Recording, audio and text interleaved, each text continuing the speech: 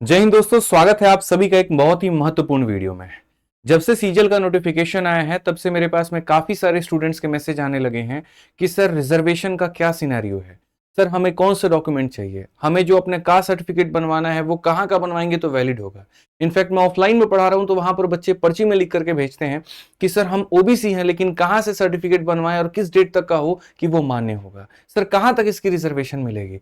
तो आज की वीडियो में हम रिजर्वेशन के ऊपर में पूरी तरीके से चर्चा करने वाले हैं कि कितने महत्वपूर्ण डॉक्यूमेंट चाहिए, कब तक के डेट होने चाहिए, किसका साइन होना चाहिए और आपको उसका कितना फायदा मिलेगा। तो मेरे भाई स्वागत करते हैं हम आपकी इस वीडियो में।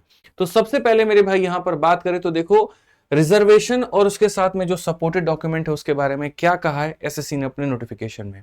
उनका यह कहना है कि चाहे आप ओबीसी हैं, एससी हैं, एसटी हैं या फिर आप ईडब्ल्यूएस हैं, ठीक है, एसएससी द्वारा प्रिस्क्राइब फॉर्मेट में ही आपका जो डॉक्यूमेंट है वो होना चाहिए। अब वो फॉर्मेट मेरे भाई एसएससी का क्या है उसके बारे में भी हम आगे देखेंगे। इसके साथ इन्होंने ये भी कहा कि एससी एसटी सर्टिफिकेट का जो फॉर्मेट है वो नोटिफिकेशन के पेज नंबर 85, 86 और 87 पर दिया गया है। नोटिफिकेशन ऑलरेडी पूरा पीडीएफ मैंने अपने टेलीग्राम पर डाल दिया, मैथ्स बाय आदित्य रंजन पे। वहां पर जाओगे तो इनका जो एक फॉर्मेट सही रूप से रहता है वो 85, 86 और 87 नंबर पेज पर आपको मिल जाएगा। साथ में यह भी कहा गया कि आपका जो प्रमाण पत्र है वो राज्य सरकार वाला नहीं होगा, वो केंद्र सरकार वाला चाहिए। कई ऐसे प्रमाण पत्र होते हैं जहां लिखा होता है राज्य सरकार अप्लाइड हेतु, मतलब इस तरीके से उपयोगी हेतु, वो नहीं चाहिए। जो केंद्र सरकार में अप्लाई होगा मेरे भाई यहां पर वो चाहिए होगा।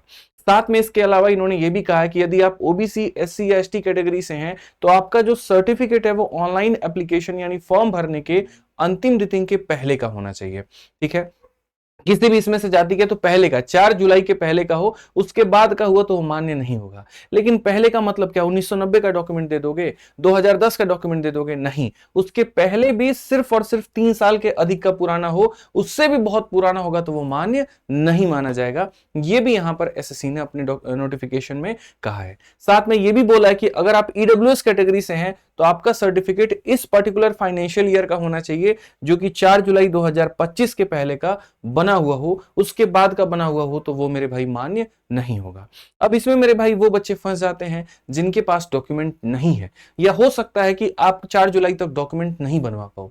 तो क्या इसका मतलब आप एसएससी का फॉर्म नहीं भर पाओगे? ऐसा बिल्कुल भी नहीं है, ये बात भी हम आपको समझाएंगे। लेकिन उसके पहले थोड़ा रिजर्वेशन का एक टेबल देख लेते हैं कि भारत में जो रिजर्वेशन मिलता है वो किस कैटेगरी को कितना परसेंट मिलता है। जैसे ऐसे मान करके चलिए 100 सीट है हमारे पास में, तो 100 में से 27 सीट जो होता है वो पहले ही ओबीसी के लिए आरक्षित कर दिया जाता है। एससी के लिए 15 सीट आरक्षित कर दिया जाएगा, एसटी के लिए मेरे भाई 7.5% आरक्षित होगा, ईडब्ल्यूएस वालों को 10% का आरक्षण मिला है और जो बाकी 40.5% होता है वो जनरल वालों के लिए आरक्षित यहां पर होता है। इनमें भी थोड़ा नुकसान ऐसे हो जाता है कि अगर कोई ओबीसी का स्टूडेंट मानो ऐसा है कि जो ओबीसी के मेरे भाई कट ऑफ को क्वालिफाई करता है और साथ में जनरल के भी कट ऑफ को क्वालिफाई करता है, तो उसको ओबीसी में ना मान करके उसको जनरल की कैटेगरी से सीट उसको दे दी जाती है और ये कहा जाता है कि इसने जनरल के बराबर फाइट की है तो जनरल का मेरे भाई यहां पर सीट मिलेगा। कई लोग इसके बारे में अशिक्षित होते हैं, जानकारी नहीं होती है, तो हमने कहा लगे हाथ रिजर्वेशन के इस मुद्दे पर बात चल रही है तो ये भी बच्चों को बता दिया जाए और एक स्ट्रक्चर यहां पर बता दिया जाए कि जो सरकारी नौकरियां हैं उनमें रिजर्वेशन की प्रणाली यहां पर क्या है। अब बात करते हैं जो डॉक्यूमेंट का प्रारूप है, जो सर्टिफिकेट का रूप है, वो स्ट्रक्चर यहां पर क्या होगा। तो अगर आप ओबीसी से हैं मेरे भाई तो एसएससी ने साफ अपने नोटिफिकेशन के पेज में कहा है कि आपका ये स्ट्रक्चर होना चाहिए जहां पर प्रॉपर वे में आपका नाम लिखा हो, आपके गांव का नाम लिखा हो, आपके डिस्ट्रिक्ट का नाम लिखा हो, आप जहां पर हैं वो टेरिटरी का नाम लिखा हो, कब से कब तक आपका ये डॉक्यूमेंट है मेरे भाई वो डेट लिखा हो, किस जाति के हैं आप यहां पर वो लिखा हो, वो जाति क्रीमी लेयर में आता है कि नॉन क्रीमी लेयर में आता है वो लिखा हुआ रहे, और इसके ऊपर में डिस्ट्रिक्ट मजिस्ट्रेट का सिग्नेचर यानी डीएम का हो या डेप्यूटी कमिश्नर का मेरे भाई सिग्नेचर हो। हालांकि अलग अलग राज्यों में आप जाते हैं तो कहीं पर तहसीलदार के साइन की जरूरत पड़ती है, कहीं पर किसी और की पड़ती है, तो लगभग इसके इक्विवेलेंट पोस्ट का मेरे भाई बराबर जो सिग्नेचर है वो अप्लाइड होता है और वहां सीधा लिखा होता है कि ये भारत सरकार के सभी यहां पर जो है कार्यों के लिए उपयोगी है, for the government of India होना चाहिए, ना कि गवर्नमेंट ऑफ बिहार या गवर्नमेंट ऑफ दिल्ली हो। समझ में आ गया बात। तो ये ओबीसी वालों का मेरे भाई कुछ इस तरीके से यहां पर सर्टिफिकेट का रूप होना चाहिए। अगर हम SC और ST वालों के लिए बात करें तो SC और ST वालों के लिए एक लिस्ट दी गई है कि आप इन लोगों से अपना डॉक्यूमेंट बनवा सकते हैं, इनके पास में साइन करने के यहां पर राइट्स हैं। और वो कौन लोग हैं? तो DM है, ADM है, कलेक्टर है, डेप्यूटी कमिश्नर है। इस तरीके से करके ये सारा का सारा दिया गया है। लास्ट में एक बात भी यहां पर कहा गया है कि ST candidate belonging to Tamil Nadu, देखो बाकी सभी राज्यों के लिए तहसीलदार रैंक तक मेरे भाई आप बनवा सकते हैं। ये आपके जोन में अलग अलग जगहों पर बनता होगा। आप अपने पिताजी, दादाजी से किसी से पूछेंगे तो वो बता देंगे कि जाति प्रमाण पत्र आपका कहां पर बनता है, आप वहां पर जाकर के बनवा सकते हैं। ठीक है, इन सभी के साथ एक तमिलनाडु वाले बच्चों के लिए एक एक्सेप्शन है। वहां पर यह कहा गया है कि ST कैंडिडेट जो तमिलनाडु स्टेट के हैं वो अपना मेरे भाई कास्ट सर्टिफिकेट सिर्फ और सिर्फ अपने रेवेन्यू डिविजनल ऑफिसर से साइन करवा करके देंगे तो माना जाएगा, लेकिन वहां DM और SDM इनके मेरे भाई मान्य नहीं होंगे। ये तमिलनाडु का एक एक्सेप्शन केस है, तो ये आपको ध्यान रखना है। तो OBC वालों का फॉर्मेट हमने बता दिया, SC ST वालों का फॉर्मेट काफी लंबा चौड़ा है। नोटिफिकेशन में जाओगे, जाकर के देखोगे वहां पर तो तुम्हें दिख जाएगा। उसके बाद अगर हम बात करते हैं मेरे भाई EWS वालों का, तो देखो EWS में आजकल बहुत बड़े लेवल पर धांधली चल रही है। ठीक है, जिसको देखो यहां पर अच्छा खासा इनकम होने के बावजूद भी जाकर के EWS का सर्टिफिकेट बनवा लेता है और वो 10% में आने की कोशिश करता है। इसके ऊपर में सरकार काफी बड़े बड़े कदम भी उठा रही है और काफी लोगों को इसमें नापा भी गया। आप देख सकते हैं UPSC के रिजल्ट में भी लोग इसका किस तरीके से धांधली कर रहे थे और वहां पर नौकरी लगने के बाद भी उनको पद से हटाया गया। ठीक है, बड़ी बड़ी कार्रवाई उनके ऊपर में हो जाती है। तो EWS का जो प्रारूप है, जो स्ट्रक्चर है, वो यहां पर क्या है और क्या बातें हैं जो इसमें साफ तौर पर कहा गया कि अगर आप इन बातों को फॉलो करते हैं तो आप EWS में होंगे। वो कुछ इस प्रकार है कि आपके पास में 5 एकड़ से ऊपर खेती करने की जमीन नहीं होनी चाहिए। अगर आप इससे ऊपर में हैं, आप EWS में नहीं हो सकते। आपके पास में जो मकान आप रह रहे हैं वो 1000 स्क्वायर फुट से ज्यादा का आपका नहीं होना चाहिए।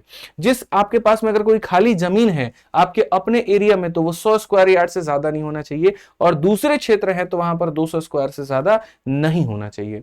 इसके अलावा 2-3 बातें और भी हैं कि ये जो इनकम आती है ये आपकी इंडिविजुअल इनकम नहीं, फैमिली इनकम के बारे में कहा गया कि इनकम कवर्ड ऑल सोर्सेज, जो कि आपका पूरा सारा सोर्स को मिलाकर के कि आपका सैलरी कितना है, वहां से कितना इनकम आता है, एग्रीकल्चर से कितना आता है, बिजनेस से कितना आता है, प्रोफेशन से कितना आता है, तो सारे सोर्सेस को ये मिलाकर के तब कवर करता है और तब उसके आधार पर आपका EWS सर्टिफिकेट बनता है। The term family for the purpose include the person who seek the benefit of the reservation, यानी अगर मान लीजिए कि मैं मेरे भाई यहां पर कहीं ना कहीं इस रिजर्वेशन का लाभ उठा रहा हूं, तो अगर मेरी शादी नहीं हुई है तो इसमें मेरे परिवार में कौन कौन सम्मिलित होगा। ऐसा तो नहीं कि मेरे चाचा की इनकम को जोड़ करके देखा जाएगा और ये देखा जाएगा अच्छा ज्यादा बन रहे तो EWS सर्टिफिकेट नहीं देंगे, ऐसा कुछ भी नहीं है। अगर मुझे सर्टिफिकेट बनवाना है तो मुझे अपने मम्मी पापा भाई बहन और मैं खुद, इन लोगों का मेरे भाई टोटल इनकम देखा जाता है और उसके आधार पर बनता है। और अगर मान लीजिए मेरी शादी हो गई तो फिर मेरे बच्चे और मेरे हस्बैंड, मतलब मेरी बीवी, इन सभी लोगों का टोटल यहां पर इनकम देखा जाता है। इस तरीके से करके तब इसके आधार पर बनता है। लोग इसका दुरुपयोग कर रहे हैं, मेरा एक सिंपल सा सुझाव होगा कि इसका दुरुपयोग ना करें, कभी भी आप नपे जा सकते हैं। तो SSC ने अपने नोटिफिकेशन में सारी बातें बहुत साफ वे में कही है। अब इसमें यहां पर एक बच्चे का सवाल हो जाता है कि सर अगर मेरे पास मानो डॉक्यूमेंट नहीं है या मैं 4 जुलाई के मेरे भाई बाद बनवा पाता हूं तो क्या मैं पेपर दे पाऊंगा? तो बिल्कुल आप पेपर दे पाएंगे। इसके बारे में भी SSC ने कहा है कि आप पेपर दे सकते हैं। अगर आप डॉक्यूमेंट को बाद में प्रोड्यूस करेंगे तो आपको हम प्रोविजनल में डाल देंगे, वेरीफाई करेंगे, ओके निकला तो नौकरी देंगे, नहीं निकला तो आपको छांट दिया जाएगा।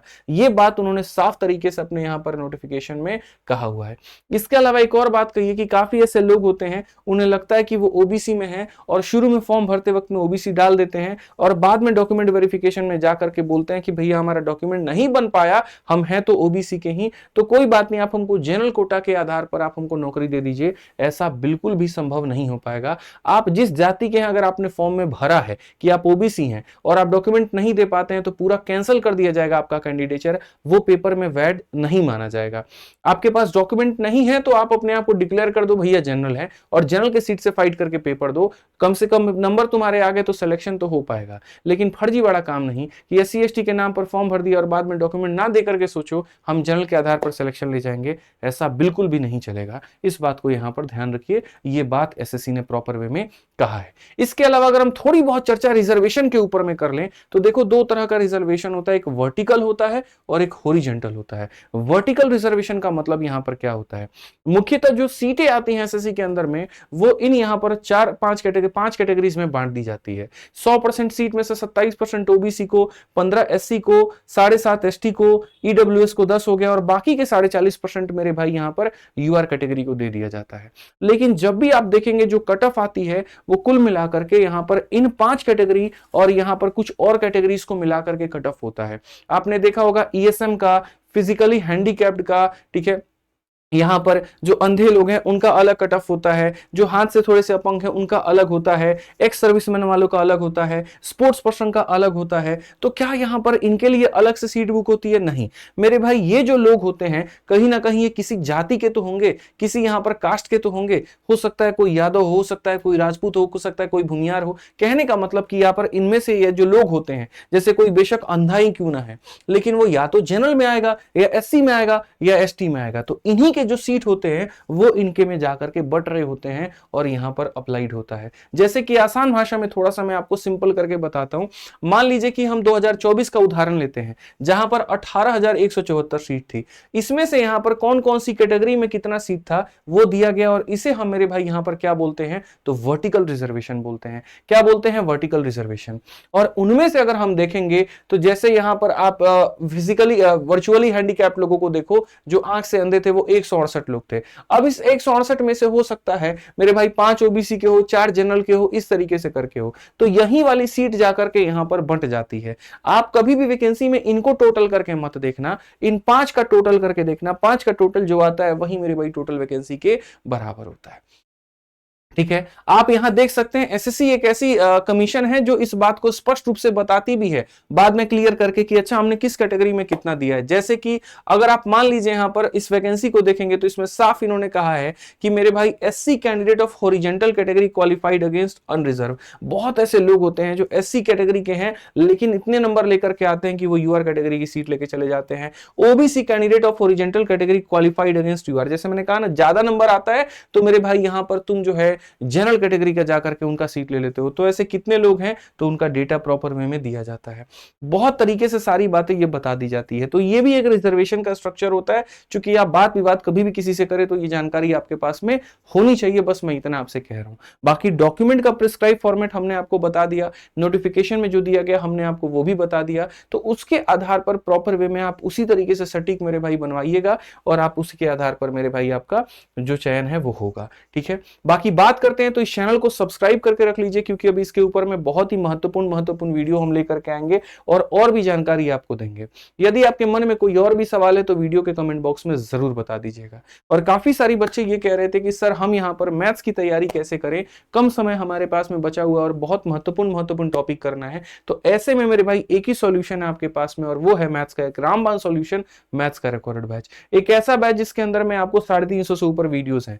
हर एक टॉपिक को बहुत पहले से पढ़ा करके शानदार तरीके से रिकॉर्ड करके इसमें रखा गया है जो अप टू डेट है, जो प्री और मेंस में आपके काम आएगा। एक ऐसा बैच जहां पर 500 से ऊपर टेस्ट है आपके पास में। एक ऐसा बैच जिसकी वैलिडिटी कभी खत्म ही नहीं होगी। 2025 हो, 26 हो, 27 हो या 28 हो, हर साल आपके ये काम आएगा। और कहीं पर कोई सिलेबस में अपडेट होता है, कोई नया टॉपिक आता है तो फ्री में पढ़ा करके इसमें अपलोड कर दिया जाएगा। ये बैच आपको सिर्फ 699 के फीस में मिलता है और अभी इसकी फीस बढ़ने वाली है, तो फीस बढ़ने के पहले आप इसमें एनरोलमेंट ले लीजिए। ठीक है, ये कहां मिलेगा तो आरजी विक्रमजीत एप्लीकेशन पर मिलेगा और किसी प्रकार की कोई समस्या है तो आप इस नंबर पर इंक्वायरी कर सकते हैं। बाकी प्रैक्टिस के लिए तो आपकी जबरदस्त किताबें हैं ही। रिवीजन के लिए मैथ्स का फॉर्मूला बुक, प्रैक्टिस के लिए आपका एसएससी मैथ और जीएस में सुपर डुपर हिट आपकी अपनी किताब शिवास्त्र। ठीक है, ये अगर आप तैयारी कर रहे हैं तो ये किताबें आपके पास में होनी चाहिए क्योंकि इससे बेस्ट कुछ भी नहीं है। ये बात मैं नहीं, बच्चे बताते हैं अपनी रेटिंग्स में, जो कि आप जाकर के फ्लिपकार्ट या अमेजन पे देख सकते हैं। बाकी और भी कोई जानकारी चाहिए होगा तो मेरे को कमेंट बॉक्स में जरूर बताना। चैनल आपका अपना है तो सब्सक्राइब कर देना मेरे भाई यहाँ पर, ताकि बाकी जो वीडियोस हैं उसका प्रॉपर वे में आपको अपडेट मिलता रहे। आज के लिए इतना ही, मिलेंगे अगली वीडियो में। जय हिंद।